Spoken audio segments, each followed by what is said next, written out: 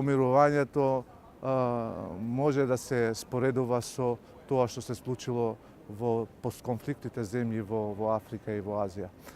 Тоа што кај нас мислам дека не се случи е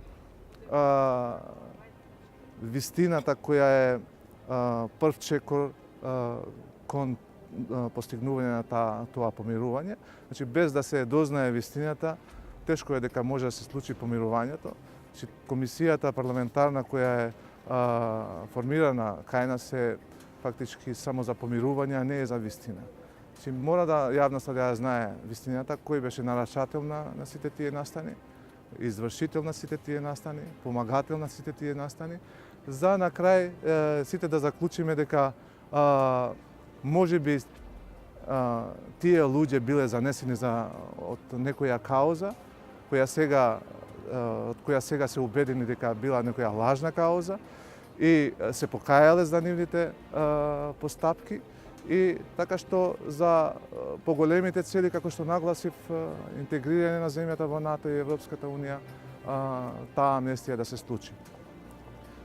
Искуствата од земјите што ги истакнав покажуваат и уште еден елемент кој кај нас мислам дека не е присутен, а тоа е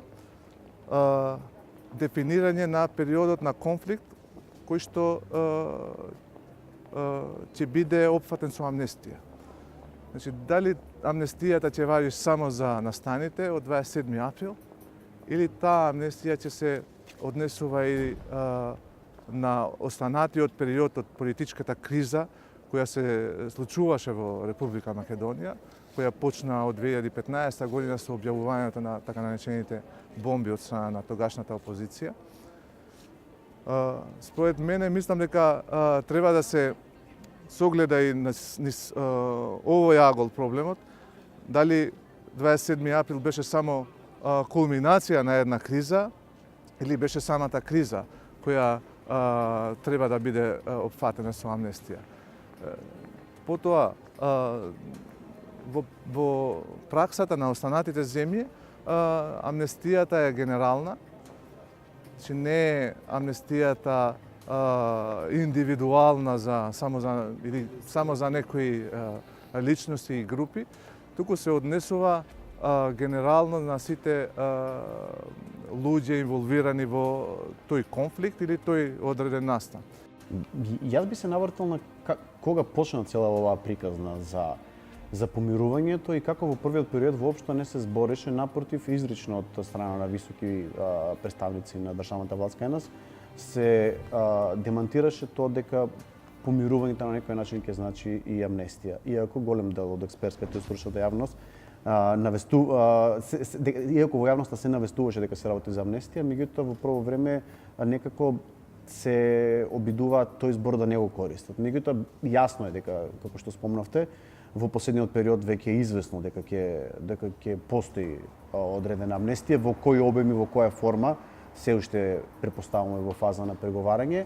Меѓутоа, како правник, во никој случај не би можел да сметам дека амнестијата која што сега во моментот се преговара, се заговара, е оправдана или дека ќе донесе било какво добро од аспект на водењето на правото. Напротив, со ова амнестија директно се руши можноста еднаш за секогаш во Република Македонија високи представници, високи политички представници да одговараат за кривичните дела кои што тие ги преземаат. Особено ако се земе во предвид дека она што се случи на 27 април 2017 година не беше обично кривично дело кое што се случило еднаш, туку напротив тоа беше кривично дело кое што постоеше опасност да ја внесе државата во многу пошироки немери, не само од политичка и од безбедносна природа.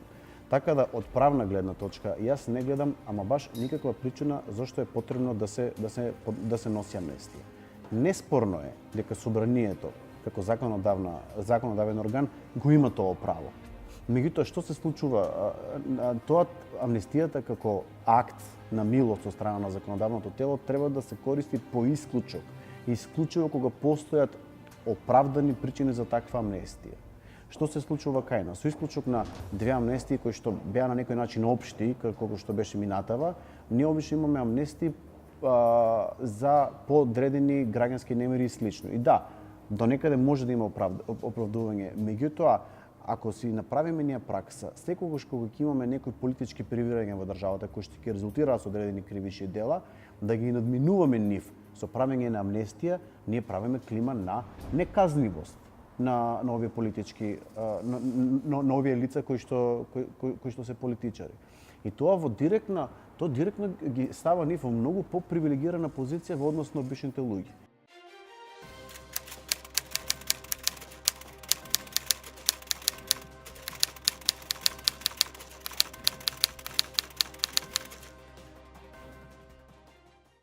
Сегогаш кога политиката преговара за амнестија, правдата е жртва во овој случај. Но јас мислам дека сепак ако се направи селективна амнестија, тоа ќе предизвика дополнителни проблеми и турбуленции во општеството, зашто на некој начин ќе се врши дискриминација и во самата одлука за амнестија. Значи, некои ќе бидат амнестирани, некои ќе останат да се влечат по судови и по затвори. Некои ќе бидат повеќе амнестирани, некои помалку амнестирани. Значи ќе има селективна правда, ќе има индиции дека се случува дискриминација и во самиот процес и нормално дека ќе има реакции кои што може да придонесат таа поголема цел да не биде постигната, заради која се случува самата амнестија. Амнестијата како правен институт многу често се случува во држави каде што има граѓански војни. И намерата на амнестијата во таквите ситуации е јасна. Тоа што било поминало, меѓутоа треба да продолжи да се живее. Меѓутоа, во компаративно ако се гледа во тие случаи, амнестијата се однесува на оние пониски лица, пониски војници или лица кои учествувале во тие вооружени судари и кои што не сториле потешки кривични дела против човештвото. Командната одговорност кај лицата кои што сториле такви дела не може и не смее да ја нема. Така да, лицата кои што го имаат обмислено, изведено и организирано упадот на 27 април мора кривично да одговараат. Без нивна одговорност сите реформи, сите декларативни заложби за независно судство и за владење на право ќе ни паднат во вода.